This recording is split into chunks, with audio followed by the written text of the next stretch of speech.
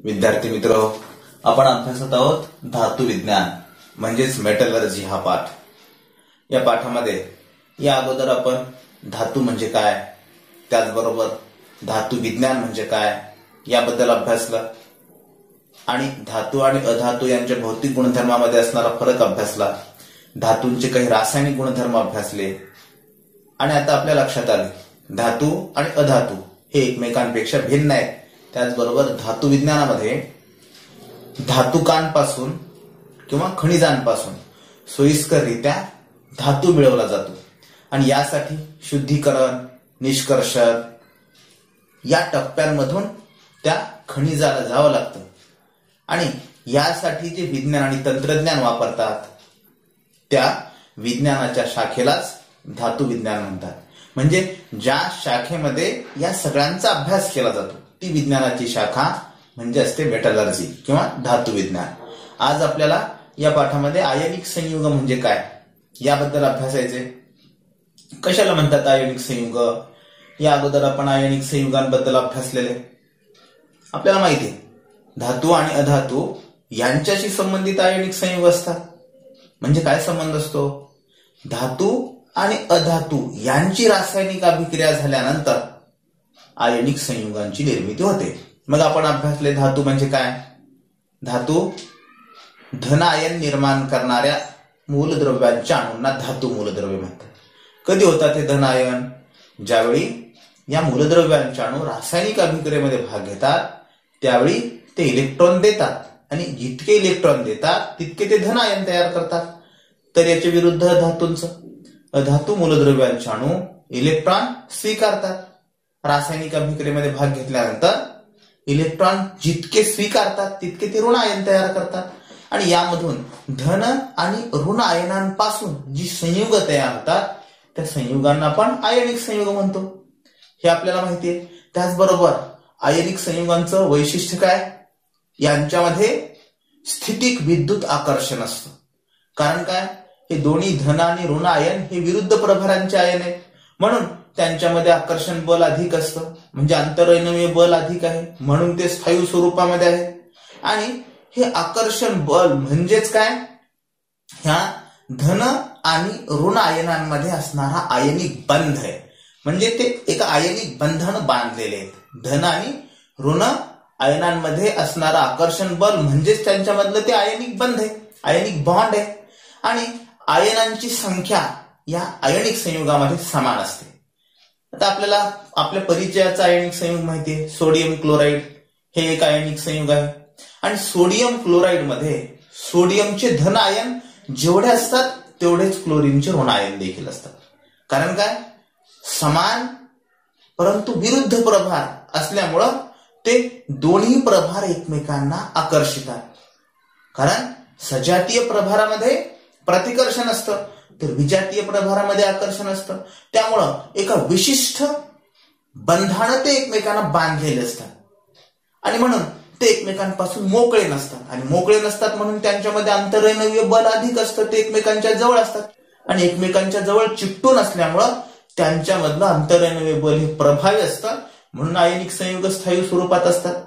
त्यांच्यामधल्या प्रभारांचं मूल्य समान असतं आणि त्यांच्यामधल्या प्रभाराचं मूल्य समान असल्यामुळं ते एकमेकांना निष्प्रभ देखील करतात। ते कसं निष्प्रभ करतात, धन प्रभाराचं जेवढं मूल्य आहे तेवढंच ऋण प्रभाराचं देखील मूल्य असतं आणि म्हणून धन आणि ऋण प्रभार परस्परांना न्यूट्रल करतात, उदासीन करतात, निष्प्रभ करतात। याचा परिणाम म्हणून काय होतं, ही आयनिक संयुग उदासीन असतात। हे आपण या अगोदर अभ्यासलं। कारण आयनिक संयुग उदासीन आहेत। का उदासीन आहेत, कारण जेवढे धनप्रभार असतात तेवढेच ऋणप्रभार असतात, म्हणून त्यांच्यावर कोणताही प्रभार शिल्लक राहत नाही, प्रभारच शिल्लक राहत नाही। न्यूट्रल म्हणजे काय, प्रभार विरहित आहेत, कारण दोन्ही विरुद्ध प्रभार एकमेकांना निष्प्रभ करतात आणि म्हणून आयनिक संयुग ही उदासीन आहे। आपल्याला परीक्षेमध्ये शास्त्रीय कारण द्या म्हणून प्रश्न विचारला जाईल, आयनिक संयुग उदासीन असतात, शास्त्रीय कारण द्या। का असतात उदासीन, कारण दोन विरुद्ध प्रभारांपासून तयार झालेलं संयुग आहे आयनिक, धन आणि ऋण विरुद्ध प्रभारापासून, आणि दोघांचं मूल्य समान असतं म्हणून ते परस्परांना निष्प्रभ करतात किंवा म्हणून ते उदासीन आहेत। शिवाय आणखी काय, आयनिक संयुगांना आपण कसं ओळखायचं, यांची रचना स्फटिकमय असते. स्फटिकांपासून ते तयार झालेले असतात, म्हणजे वैशिष्ट्यपूर्ण. प्रत्येक आयनांची रचना ही वैशिष्ट्यपूर्ण असते आणि चमकतात सुद्धा. मिठाचा, सोडियम क्लोराईडचा स्फटिक, आता सध्या तुम्हाला मीठ बारीक केलेलंच मीठ पाहायला मिळते, परंतु मिठाचा स्फटिक जर घेतला आणि त्याला जर असं पाहिलं तर रांगोळी असते की नाही, रांगोळीचा स्फटिक, खडा रांगोळीचा, तशा प्रकारे आपल्याला मिठाचा स्फटिक दिसतो. म्हणजे त्यांची रचना ही स्फटिकमय असते. आणि याला कारण काय, त्यांच्यामध्ये असणाऱ्या वेगवेगळ्या आयनांचा. तर वेगवेगळे म्हणजे कोणते, धन आणि ऋण आयन. या आयनांची एक वैशिष्ट्यपूर्ण मांडणी असते, नियमितपणा असतो त्या मांडणीला. आणि जसे सोडियम क्लोराईडचे तसेच दुसऱ्या आयनाचे असतील का, आयनिक संयुगाचे असतील का, नाही. प्रत्येक आयन, एकाच सोडियम क्लोराईडच्या संयुगाची रचना बघितली तर आपल्याला ती सारखी दिसेल, परंतु वेगवेगळ्या आयनिक संयुगांमधल्या या स्फटिकांची रचना ही वेगवेगळी असते. आणि सर्वसाधारणपणे या आयनिक संयुगामध्ये प्रत्येक एका धन आयनाभोवती दुसरा ऋण आयन असतो. आपल्याला लक्षात येईल कशी असते. सोडियम क्लोराईडची रचना जर पाहिली तर आपल्याला लक्षात येतं. आणि ऋण आयनांच्या भोवती धन आयन असतो. म्हणजे काय, हे एकमेकांच्या भोवती असतात, कारण हे विरुद्ध प्रभाराचे, एकमेकांना आकर्षितात ते, आणि म्हणून त्यांना एकमेकांची साथच नाही सोडावी वाटत, म्हणून तर ते एकमेकांच्या जवळ असतात. धन आणि ऋण आयन हे परस्परांचे विरुद्ध प्रभारांचे आयन आहेत, परंतु परस्परांना आकर्षितात आणि म्हणून ते एकमेकांच्या भोवती असतात. आणि म्हणून त्यांची रचना देखील वैशिष्ट्यपूर्ण असते. शिवाय या स्फटिकमय रचनेसाठी कारणीभूत महत्वाचे 2 घटक आहेत. कोणते 2 घटक आहेत, एकतर त्या धन आणि ऋण आयनांचं आकारमान, त्यांचं वैशिष्ट्यपूर्ण आकारमान आहे, प्रत्येकाचं वैशिष्ट्यपूर्ण, आपल्याला निश्चित सांगता येणार नाही, परंतु आकारमान त्यांचं एक वैशिष्ट्यपूर्ण. सोडियम क्लोराईडची रचना म्हटली की वैशिष्ट्यपूर्ण. त्यानंतर आपण कुठल्याही आयनिक, पोटॅशियम आयोडाईड म्हटलं, त्याची रचना एक वैशिष्ट्यपूर्ण रचना आहे. प्रत्येक आयनिक संयुगामध्ये असणारे जे स्फटिक आहेत त्यांची रचना ही वैशिष्ट्यपूर्ण असते. सोडियम क्लोराईड आहे, पोटॅशियम क्लोराईड आहे, बेरियम क्लोराईड आहे, मॅग्नेशियम ऑक्साईड आहे, हे सगळे काय, एक धातू आणि दुसरा अधातू असला की आयनिक संयुग. पाणी असेल का आयनिक संयुग, पाणी कशापासून तयार झालं, H2O, म्हणजे हायड्रोजन आणि ऑक्सिजन पासून तयार झालं, म्हणजे पाणी आयनिक संयुग नाही. आणि दुसरं कारण काय, या 2 वेगवेगळ्या आयनांवरचा प्रभार, त्या प्रभारांचा परिणाम काय, प्रभारांचा परिणाम, दोन्ही विरुद्ध प्रभार आहेत आणि त्यांचा परिणाम काय होतो, ते दोन्ही एकमेकांना आकर्षितात. म्हणून त्या प्रभारांचा परिणाम म्हणून त्यांचा द्रवणांक आणि त्यांचा उत्कलनांक सुद्धा उच्च असतो. हे झालं सगळं आयनिक संयुगांच्या ओळखीबद्दल. आता आपल्याला आयनिक संयुग ओळखता येईल कसा, म्हणजे आपल्याला आयनिक संयुगाचे गुणधर्म माहिती असायला पाहिजेत, म्हणजे आपल्याला आयनिक संयुग ओळखता येईल. एकतर धातू आणि अधातू पासून आयनिक संयुगांची निर्मिती होते, हे बरोबर आहे, परंतु आयनिक संयुगांचे गुणधर्म नेमके काय असतात. आतापर्यंत आपण जे अभ्यासलं की यांची रचना वैशिष्ट्यपूर्ण असते, स्फटिकमय असते, एकमेकांच्या भोवती 2 हे धन आणि ऋण आयन एकमेकांच्या भोवती असतात आणि वैशिष्ट्यपूर्ण रचना असल्यामुळे त्यांच्यामध्ये स्थितिक विद्युत आकर्षण असतं आणि म्हणून ते स्थायी स्वरूपामध्ये असतात. आता हे सगळं झालं, परंतु आपल्याला एक कृती करून पहा म्हटलेले आयनिक संयुगाचे गुणधर्म पाहण्याच्या अभ्यासण्या अगोदर. आता ही कृती करून पाहिल्यानंतर आपल्याला काय लक्षात येईल, त्याच्यासाठी काय, एक धातूचा पसरट चमचा घ्या, एक बर्नर असावं लागतं आपल्यासोबत, त्याचबरोबर 2 कार्बनचे इलेक्ट्रोड, कशासाठी, आपल्याला विद्युत अपघटनी घट तयार करायचं. विद्युत अपघटनी घट म्हणजे आपण वेगवेगळ्या घटांची रचना अभ्यासली मागच्या वर्गामध्ये. कशाला म्हणतात घट, एक चंचू पात्र, 2 इलेक्ट्रोड, त्याच्या अपघटनी द्रव, संबंधन तार, एक विद्युतचा स्रोत, कळ, बॅटरी किंवा घट, या सगळ्यांची मिळून जी रचना तयार होते त्या रचनेला आपण विद्युत अपघटनी म्हणतो. आणि मग हे कार्बन इलेक्ट्रोड, मोठं चंचू पात्र किंवा एखादं भांड, विद्युतचा घट, दिवा, संबंधन तार, या सगळ्यांची आकृती दाखवल्याप्रमाणे जर आपण रचना केली तर ह्या रचनेला आपण काय म्हणतो, विद्युत अपघटनी घट म्हणतो. आणि अशा प्रकारे विद्युत अपघटनी घट तयार केला की त्याच्यामध्ये पाणी घ्यायचं, पाणी पण लागणार याच्यामध्ये. आणि मग हे पाण्यामध्ये विरघळवायचे. मध्ये सोडियम क्लोराईड म्हणजे NaCl, potassium chloride KCl, barium chloride BaCl2 आणि पाणी हे पाण्यामध्ये विरघळतं. आयनिक संयुगाचं आता हे वैशिष्ट्यच आहे. आयनिक संयुग पाण्यामध्ये द्रावणीय असतात. पाण्यामध्ये विरघळून पहा. पाण्यामध्ये विरघळून पाहिले असता ते पाण्यामध्ये विरघळतात. आपल्याला माहितीये मीठ पाण्यामध्ये विरघळतं. तसा मग ही विद्युत अपघटनेमध्ये आकृतीत दाखवल्याप्रमाणे त्याची जर आपण जोडणी केली तर नंतर काय करायचं, त्याच्यामधून कळ आहे. विद्युत अपघटनेमध्ये घटाची योजना केल्यानंतर ती कळ दाबून पाहायची आणि हे घटाचे दोन्ही अग्र आपण त्या अपघटनी द्रावणामध्ये बुडवले. उदाहरणार्थ आपण मीठ टाकले, मीठ आणि पाणी यांचं द्रावण, त्याच्यामध्ये कार्बनचे 2 इलेक्ट्रोड ठेवले आणि कळ दाबली. कळ दाबल्यानंतर बल्ब प्रकाशित होतो का बघा. बल्ब प्रकाशित होत असेल, होतो प्रकाशित, तर काय म्हणायचं ह्या द्रावणाला, विद्युत अपघटनी द्रावण आहे. त्याच्यानंतर दुसरं घेऊन पाहायचं KCl, पोटॅशियम क्लोराईड. मग पहा होते की नाही, होतं. प्रत्येक वेळी घटाचे अग्र द्रावण बदलल्यानंतर घटाचे अग्र आणि ते चंचू पात्र देखील भांड स्वच्छ धुवून घ्यायचं. म्हणजे काय, अगोदर त्याचा परिणाम दुसऱ्या त्या द्रावणावर होऊ नये, अन्यथा काय त्याच्यामुळं याच्यातली बल्ब लागायचं आणि आपल्याला वाटायचं हेच आहे. आणि मग यावरून आपण काय ठरवू शकतो, ज्या आयनिक संयुगाच्या द्रावणातून विद्युत धारा प्रवाहित केली असता विद्युत अपघटनेमध्ये विद्युत दिवा प्रकाशित झाला, ते द्रावण म्हणजे विद्युत अपघटनी द्रावण. आणि ज्या द्रावणामध्ये जो द्राव्य होतं विरघळलेला, तो द्राव्य म्हणजे विद्युत अपघटनी द्राव्य. आणि द्रावक म्हणजे काय, पाणी. हे पाण्यामुळं आणि विद्युत धारा त्याच्यामधून वाहू शकली. अन्यथा कोरड्या विद्युत धारेला आपण नुसती कोरड्या आयनिक संयुगाच्या स्फटिकामधून विद्युत धारा प्रवाहित केली तर विद्युत धारा वाहील का. मीठ आहे, नुसता असा मिठाचा खडा घ्यायचा आणि याला इकडून विद्युत वाहक तार जोडायची आणि इकडनं टेस्टर लावायचं, बघायचं लागतं नाही लागणार. म्हणजे काय, कोरड्या आयनिक संयुगामधून विद्युत धारा वाहत नाही, परंतु पाण्यामधल्या जलीय द्रावणामधून मात्र वाहते. मग हा याचा एक गुणधर्मच आपल्या लक्षात आला का. मग ही योजना केल्यानंतर आपल्याला काय कळतं की त्याच्यामधून विद्युत धारा प्रवाहित केल्यानंतर विद्युत धारा वाहते किंवा वाहत नाही, ही बाब आपल्या यावरून लक्षात येते.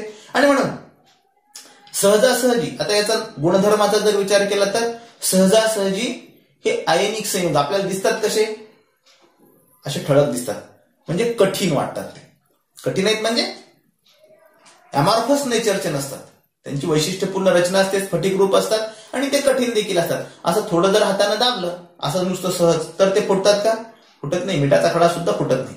परंतु त्यांच्यावर अधिक दाब दिला आपण तर मग मात्र ते फुटतात. किंवा असं सोडून दिला, इथून मिठाचा खडा इथून सोडून दिला खाली फरशीवर, तर काय होतो, तो फुटतो. म्हणजे ते ठिसूळ पण असतात आणि कठीण पण आहेत. दाब दिल्यानंतर ते फुटतात म्हणजे ते ठिसूळ आहेत, किंवा वरून जमिनीवर उंचावरून पडल्यानंतर किंवा त्याच्यावर आपण ठोंब्या, लोखंडी ठोंब्या त्याला खलबत्त्यामध्ये घेऊन कुठलं तर ते फुटून त्याचं अमॉर्फस नेचर तयार होतं, म्हणजे मिठाची भुकटी तयार होते. आता हे मिठच एकटं आहे का, पोटॅशियम क्लोराईड आहे, बेरियम क्लोराईड आहे, हे सगळे कोण आहेत, आयनिक संयुग आहेत. म्हणजे हे स्थायी आहेत नंबर 1. दुसरी गोष्ट कठीण आहेत आणि यांच्यावर दाब दिल्यानंतर ते फुटतात. शिवाय यांचा द्रवणांक आणि उत्कलनांक उच्च आहे. का बरं द्रवणांक आणि उत्कलनांक यांचा उच्च आहे, कारण यांच्यामधले असणारं 2 विरुद्ध प्रभारामधलं आकर्षण बल, या आकर्षण बलाचा परिणाम म्हणून यांचा द्रवणांक आणि उत्कलनांक उच्च आहे. त्याला आपण बर्नरवर जर घेऊन तापवलं, आपल्याला सांगितलं होतं त्या कृतीमध्ये, त्या बर्नरवर घेऊन त्याला चमच्यामध्ये घेऊन त्याला डायरेक्ट बर्नरच्या ज्योतीवर धरा, जळतो का पहा, लगेच जळतो का बघा, नाही जळणार. म्हणजे काय, त्याचा लगेच वितळतो का तो, जळायचं तर बराच वेळ ठेवल्यानंतर जळेलही, पिवळ्या ज्योतीनं तो जळेल, परंतु वितळतो का, लगेच त्याचं पाणी होतं का, लगेच होत नाही. त्याला थोडा वेळ उष्णता द्यावी लागते. म्हणजे उच्च आहे द्रवणांक. द्रवणांक कशाला म्हणतात, ज्या तापमानाला एखादा स्थायू पदार्थ त्याच्या द्रवावस्थेमध्ये रूपांतरित होतो ते तापमान म्हणजे त्याचा द्रवणांक. आणि उत्कलनांक म्हणजे काय, उकळणे. ज्या तापमानाला तो पदार्थ उकळतो म्हणजे काय, स्थायू असेल तर त्याचं द्रवात रूपांतर होतं आणि द्रवात रूपांतर झाल्यानंतर वायूमध्ये रूपांतर होतं.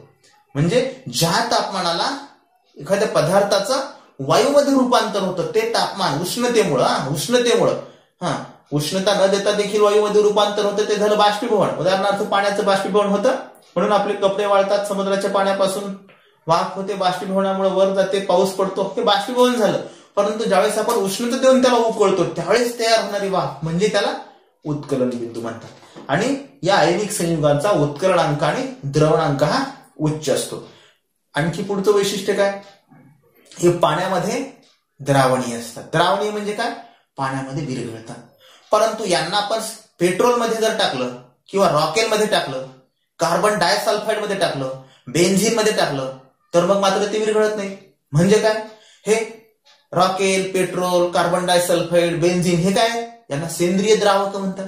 म्हणजे आयनिक संयुग पाण्यामध्ये द्रावणीय असतात परंतु सेंद्रिय द्रावकामध्ये ते अविद्राव्य असतात, म्हणजे मध्ये त्याच्यात विरघळत नाही. हे देखील त्यांचं वैशिष्ट्य आहे. शिवाय कोरड्या आयनिक स्थायू रूपामध्ये किंवा स्थायू रूपी आयनिक संयुगामधून विद्युत धारा जर आपण प्रवाहित केली तर विद्युत धारा प्रवाहित होत नाही. परंतु त्यांच्या जलीय द्रावणामधून जर विद्युत धारा प्रवाहित केली तर मग मात्र विद्युत धारा वाहते. का वाहत असली पाहिजे बरं विद्युत धारा, कारण विद्युत अपघटनीमध्ये दोन वेगवेगळे इलेक्ट्रोड आहेत. कार्बन इलेक्ट्रोड आहे, पण जो आपण घटाच्या धनाग्राला जोडलेला आहे तो एनोड आणि जो ऋणाग्राला जोडलेला आहे तो कॅथोड. आणि मध्ये आपण विद्युत अपघटनीमध्ये आयनिक संयुग टाकलं की मग काय होतं, वेगवेगळे आयन तयार होतात, विलग होतात. आयन विलग होण्याची प्रक्रिया म्हणजे काय, विचरण. हे देखील आपण या अगोदर अभ्यासलेले. आणि वेगळे आयन झाले तयार की मग त्यांचं विचरण होतं. आयन एकमेकांपासून पाण्यामुळे त्याच्यामध्ये असणारं जे स्थितिक विद्युत आकर्षण आहे ते आकर्षण बल कमी होतं, ढिले होतात. आणि ढिले झाले की ते वेगवेगळीकडे जातात. आता कोण कुठं जाईल, धन आयन कुणाकडे जातील, धन आयन कॅथोडकडे जातात. तर ऋण आयन कुणाकडे जातील, ऋण आयन एनोडकडे जातील. एनोड म्हणजे कोण, धनाग्राला एनोड म्हणतो आपण आणि ऋणाग्राला काय म्हणतो, कॅथोड म्हणतो. हे दोन वेगवेगळे इलेक्ट्रोड आहेत. मग ऋण आयन हे एनोडकडे जातात म्हणून ऋण आयनांना एनायन म्हणतात, तर धन आयनांना कॅटायन म्हणतात. अशा प्रकारे एनायन आणि कॅटायन त्यांच्या जलीय द्रावणामध्ये तयार होतात म्हणून त्यांचं विचरण होतं आणि म्हणून ते विद्युतचं वहन करतात. कोण, आयनच विद्युतचं वहन करतात. हे आपल्याला यावरून लक्षात येईल. याचा अर्थ काय, जलीय द्रावणामधूनच विद्युत धारा का वाहते जर विचारलं तर आपल्याला हे देखील कारण त्यांचं सांगता येईल. म्हणजे स्थायू स्वरूपामध्ये त्यांच्यामधून विद्युत धारा वाहत नाही, द्रवामधून मात्र विद्युत धारा वाहू शकते, कारण ते आयनांचं विचरण हे त्याचं महत्वाचं कारण आहे. अगोदर असतात काय ना, ते एकमेकापेक्षा विलग झालेले, एकमेकापेक्षा विलग नसतात. म्हणजे हे सगळे आयनिक संयुगांचे गुणधर्म आहेत. आता लक्षात आलं बघा, आयनिक संयुग म्हणजे काय, याची उदाहरणं काय, सोडियम क्लोराईड हे आयनिक संयुगाचं उदाहरण आहे. त्याच्यानंतर magnesium chloride MgCl2, magnesium chloride सुद्धा आयनिक संयुगाचं उदाहरण आहे. पोटॅशियम क्लोराईड KCl आयनिक संयुगाचं उदाहरण आहे. त्याच्यानंतर sodium bromide NaBr, sodium bromide देखील आयनिक संयुगाचं उदाहरण आहे. मॅग्नेशियम ऑक्साईड ज्याच्यामध्ये एक धातू आहे आणि दुसरा अधातू आहे, ते सगळे आयनिक संयुग.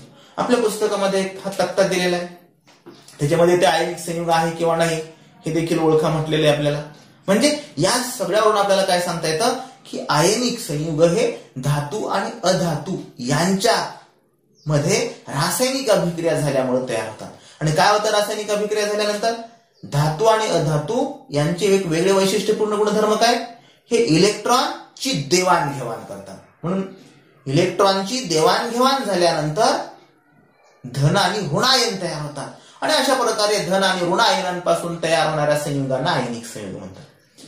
धातू आणि अधातू यांची रासायनिक अभिक्रियेमध्ये भाग घेतल्यानंतर इलेक्ट्रॉनची देवाणघेवाण होते. कारण देवाणघेवाण का होते, तर त्यांना स्थिर होण्यासाठी, त्यांचं सॅटिस्फॅक्शन होण्यासाठी त्यांना आपल्या जवळच्या निष्क्रिय मूलद्रव्यांप्रमाणे इलेक्ट्रॉन स्वरूपात स्थायी इलेक्ट्रॉन स्वरूपात प्राप्त करण्यासाठी इलेक्ट्रॉन द्यावे तरी लागतात किंवा इलेक्ट्रॉन घ्यावे तरी लागतात आणि यामधून आयनिक संयुगांची निर्मिती होते. लक्षात आलं मग आयनिक संयुग म्हणजे काय.